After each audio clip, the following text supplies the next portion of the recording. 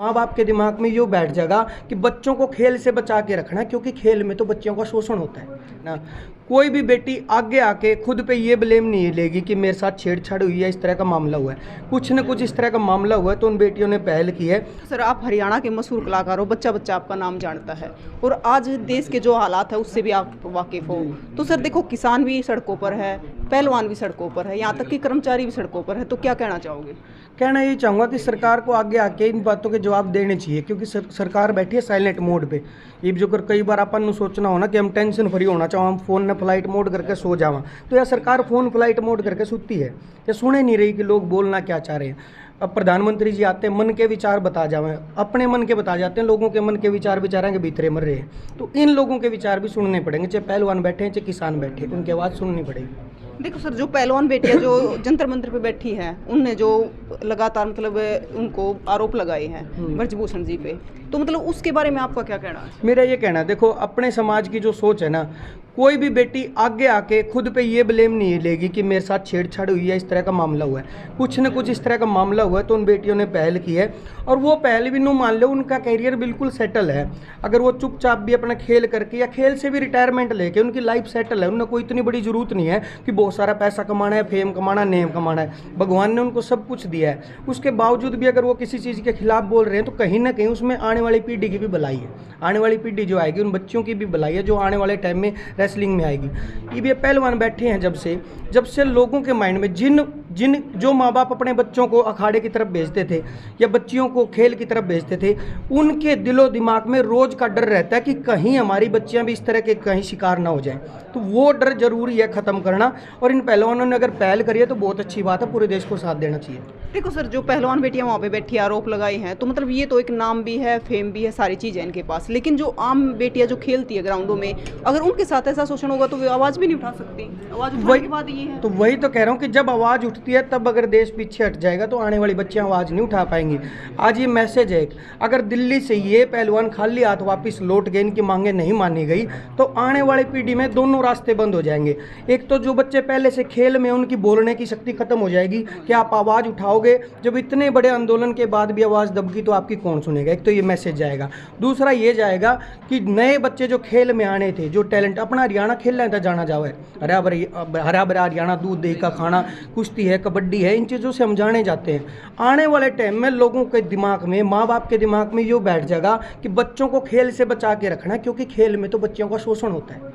देखो सर, जब मतलब बाहर देशों में जाके बेटियां खेलती है पहलवानी के लिए या फिर किसी और खेल के लिए, तब वो भारत की बेटी होती है, लेकिन जब वो जंतर मंतर में बैठी है तो उसको एक कौम से या एक कास्ट से तोला जाता है। जंतर मंतर नहीं, उससे पहले भी तोल देते अपने लोग जब से उसका मेडल आता है, मेडल आने से पहले कोई भी कास्ट आके, कोई भी कौम आके नू नहीं खड़ी होती, यो मेरी जात का बालक है, यो स्ट्रगल कर रहा है, अरे यो खेलने लग रहा है, इसने मैं पैसे दूंगा, या कौम इकट्ठी होकर किसका सारा लाभ है?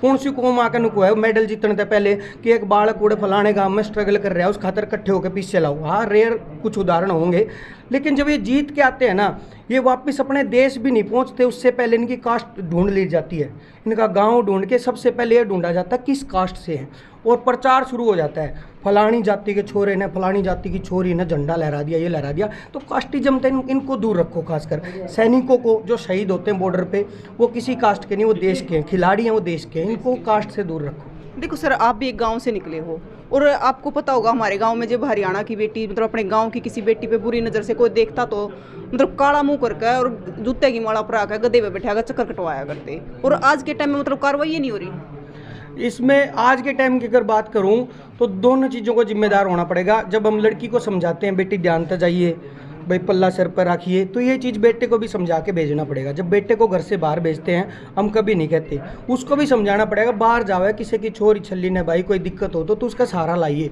उस तमाशबीन मत बनिए। तो इस तरह की चीज़ मैसेज बच्चों को भी देना पड़ेगा, और खासकर लड़कियों को भी समझना पड़ेगा। इंस्टाग्राम पर अगर आप देखो या कहीं भी आप देखो, जो शर्म लिहाज थी ना, एक खासकर जो पल्ले का जो अपना रिवाज है गामा में ओला का, वो रिवाज भी लगभग इनडायरेक्ट रूप से खत्म हो चुका है। सारे बूढ़ा ना सारी बहू इंस्टाग्राम पे देख रखी है।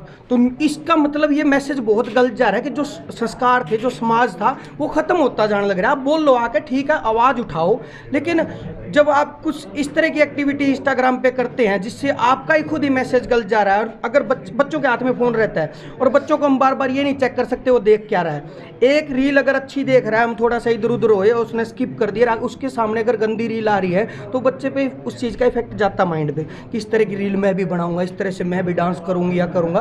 तो इस चीज़ से लड़कियों को भी सावधान होना पड़ेगा, समाज को भी सावधान होना। देखो सर, ये तो दोनों चीजों पे लागू होती है, लड़कों पे भी और लड़कियों पे दोनों भी। पे कह रहा हूँ। क्योंकि सर पहले मतलब वो जो हमारे बड़े बूढ़े थे वो पगड़ी डालते थे सिर पे, महिलाएं घूंघट डालती थी, तो अब पगड़ी नहीं रही ना घूंघट रहा है। ना घूंघट रहे वो ठीक दोनों ही है। चीजें। मैं घूंघट का मतलब मेरा ये नहीं है कि घूंघट रखो, मैं घूंघट के समर्थन में भी नहीं हूँ। घूंघट का मतलब मेरा है कि शर्म लिहाज का जो पर्दा है, वो मेरा मैसेज उसके लिए है। देखो सर, अगर बात पहलवानों के समर्थन की है तो क्या कहना चाहोगे? क्योंकि जब वे पहलवान जीत कर आते हैं तो तब तो फोटो खिंचवाने के लिए या फिर मतलब वहाँ से पहलवान आया तो भाग भाग कर जाते हैं, तो अब समर्थन के बारे में क्या कहोगे? वही कहना चाहूँगा, पूरे देश को आगे आना चाहिए। वो देश का गौरव है जिन्होंने देश की शान बढ़ाई थी। हमें इस टाइम पे भी वो मोमेंट याद करना चाहिए जिस टाइम वो तिरंगा झंडा उन्होंने शिखर में ठाया था, और जिस टाइम एयरपोर्ट पर रिसीव करने गए थे, प्रधानमंत्री जी ने घर बुलाया था जब वो मेडल लेके आए। जब मेडल में घर बुलाओ तो समस्या में भी बुलाओ ना।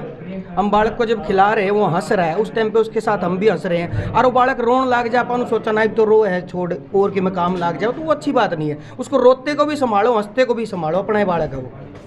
तो देखो आज यहाँ पर मतलब जो मशहूर कलाकार है हरियाणा के केडी यहाँ पर मुख्य अतिथि के रूप में पहुंचे थे, और उनसे जो आज की देश की स्थिति है, पहलवान बेटियां हैं वे जंतर मंतर पे बैठी है, किसान जंतर मंतर पे बैठे हैं, यहाँ तक कि कर्मचारी भी, मतलब सबका ये हाल है कि रोड पे बैठने को मजबूर है। तो केडी जी से बात हुई है और उन्होंने बहुत सारी बातें बताई है कि किस प्रकार से हमारे समाज में जो प्रचलन है वो बदल गया है, कोई कार्रवाई नहीं हो रही है। जब कोई बेटी आरोप लगाती है तो मतलब कोई भी बेटी ऐसी नहीं होती है कि मतलब जानबूझकर ये काम करे, क्योंकि जो आरोप लगाए गए हैं तो वो कहीं ना कहीं जो बेटियां वहाँ पर बैठी है तो उन बेटियों ने जो आरोप लगाए हैं वो ऐसे समाज से आती है, हरियाणा से आती है, हरियाणा के उन देहातों से आती है कि मतलब कोई भी बेटी इस प्रकार का कदम नहीं उठा सकती। तो आपका क्या कहना है, आपको कमेंट बॉक्स में ज़रूर बताना है, और पहलवानों के समर्थन के लिए आपकी क्या राय है उसके बारे में बताना। तस्वीरों को ज़्यादा से ज़्यादा शेयर करना।